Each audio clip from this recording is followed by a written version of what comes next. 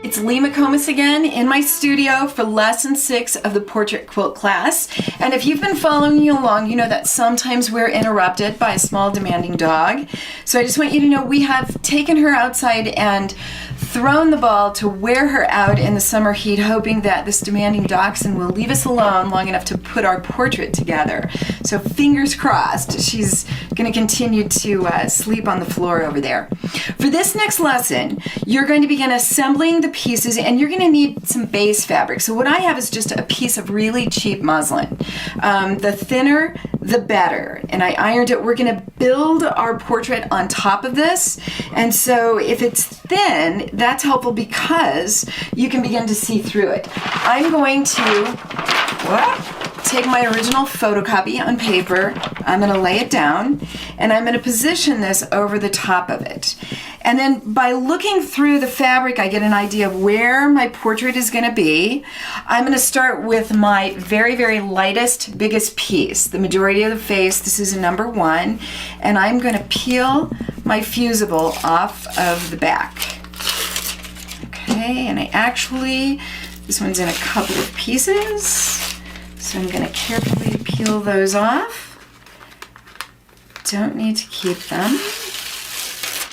Okay, and by looking through the fabric at my photocopy of Maya, I can see that this shape belongs somewhere right about here. All right, and I'm going to press that down. Okay, and just to help hold it in place, I'm going to lift this up. I've moved my ironing station over here to the cutting board. No steam. Remember, this is steam a seam, so as long as we're not using moisture, we can sort of tack this down and hold it in place so it's not going to move around when we go to do other pieces. And we're going to build on this. We're going to build from lightest to darkest. So I'm going to move it back over. And if you remember when we had that great big windy circular number 2 piece, it's now in 4 sections, and I'm going to kind of pick those up and work with them. This one, I look around and sure enough, this is just like putting a jigsaw puzzle together. I see that it fits right in here. So, gonna go peel the paper off of this and position that in place.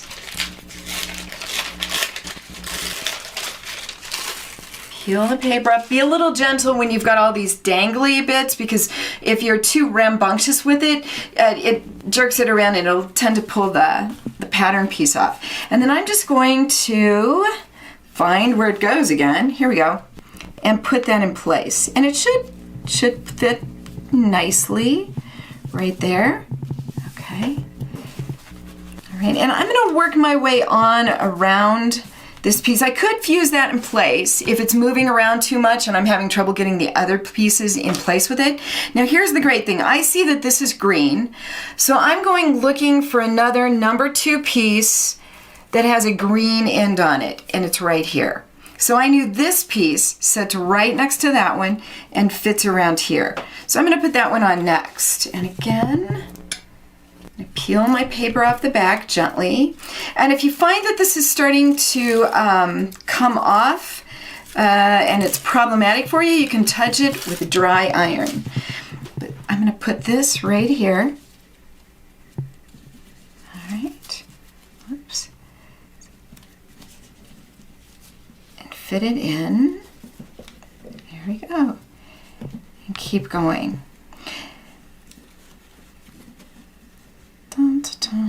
And here I end with pink, so voila. Whoops, looks like I have more than one pink. Here's my piece, isn't it? Let's make sure. Pink, yeah it is. Didn't look like it. So that's again where you have to trust the process. If you've colored incorrectly, you can put this here. And I'm just slowly circling the light fabric with a slightly darker fabric. I'll lay that in there. Okay. Put that blue spot right there. And then I'm going to pick up this 2. And this should complete my circle.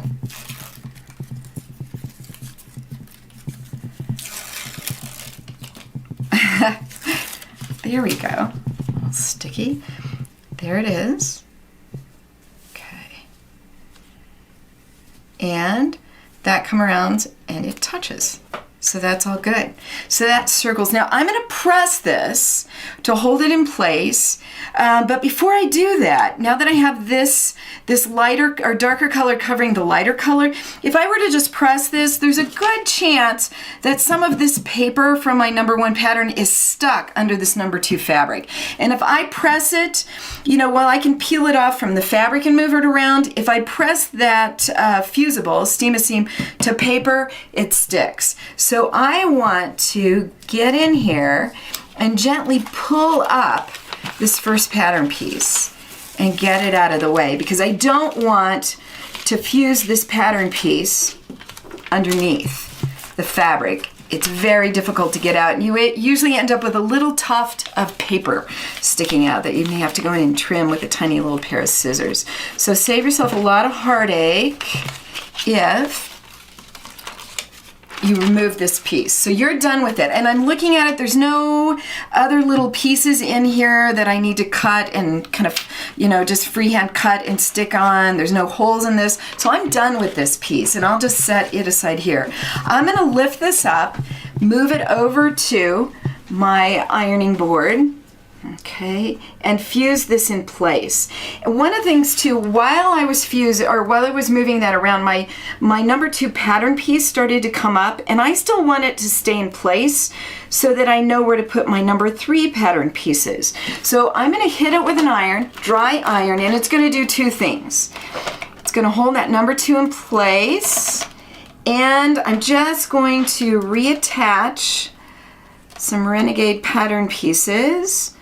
So I'll be able to put my next piece next to them and make it fit. And you just keep building out. Keep building out. Okay. One of the things I noticed when I'm looking at this, now I'm going to move this now, because once I've gotten started, once I've placed that first piece, I don't need this. A word of warning.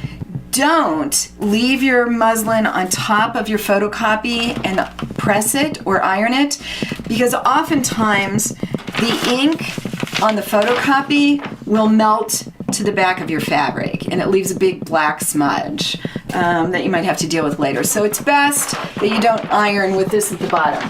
So I'm just going to take that off to the side, and we're going to keep building.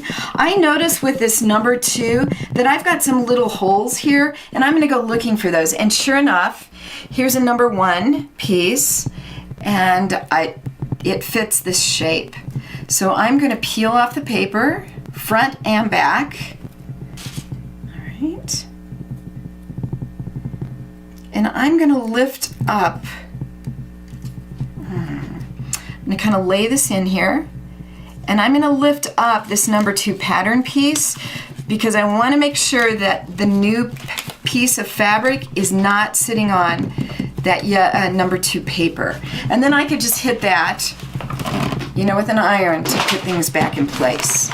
Okay. Eventually I'm going to keep moving, and I'm going to run into a problem on this face, because I go from very light. You can see this would be Maya's eye and her mouth, but I'm working towards a very dark line. In the interest of time, I'm just going to kind of tell you about it. I'm going to go to a very dark place over here, and then I'm going to start going light again. And that's problematic, because putting dark fabrics on top of light ones is easy, but if I were to fuse this down, then I would have to try and lift all these edges and stick lighter fabric under the dark one. So if you see that happening for you, here's what I recommend you do. Get a Teflon ironing sheet. I love this one. There's a couple different brands that are made. This one is my favorite. It's a little more flexible. I have a white one that's the same material as I have on my iron right here, and I find that it curls up a lot on the end. So what I'm gonna do is, I know that this number 5 sits on a number 4, and if I'm looking at my pattern piece, I know it's a bunch of hair, and I bet this is it right here. And sure enough, I can match those up. So before I stick this number 5 here, I'm going to put it on top of this number 4. Okay? Or think of it this way, I'm going to put the number 4 under the number 5. Oops. what you didn't know was I sort of used up some scraps of fusible.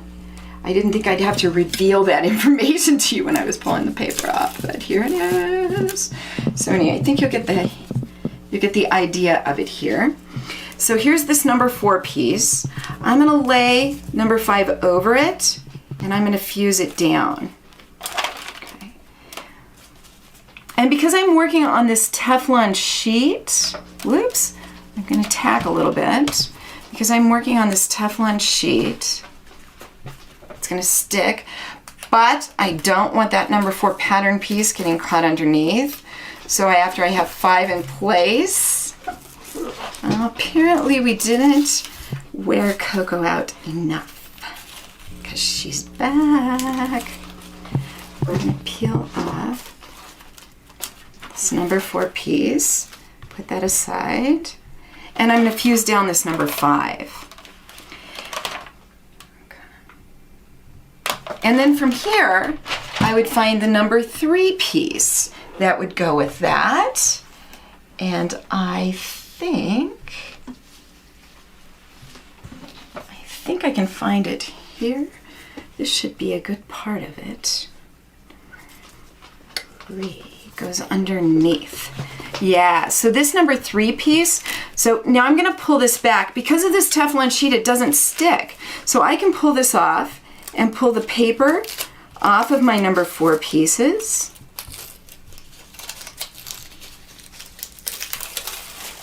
Da-da-da. Gonna lay it on top of piece number 3.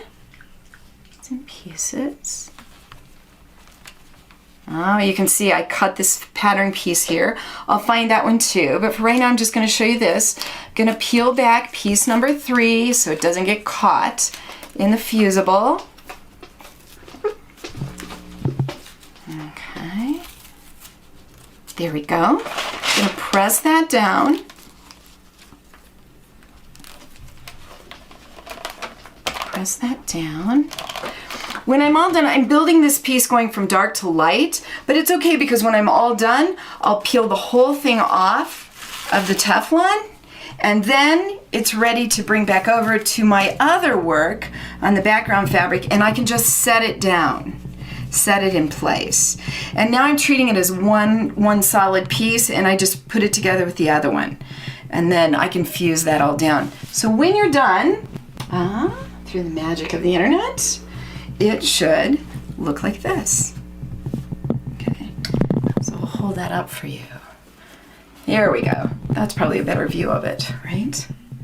So you can see. I did everything this side of the dark area on the Teflon sheet, and then I peeled it off and put it on the face that I had put together. So that works out nicely. Okay.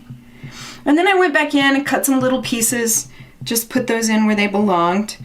Sometimes I didn't even bother to do that. If you feel like this is enough for you, this is enough detail and there's enough dimension in the face, it looks like the person you're trying to recreate, then you don't have to worry about those things. Okay. When you're all done, take it over to your ironing board. Okay. Put some steam in the iron and then go back and press. Give it a good pressing.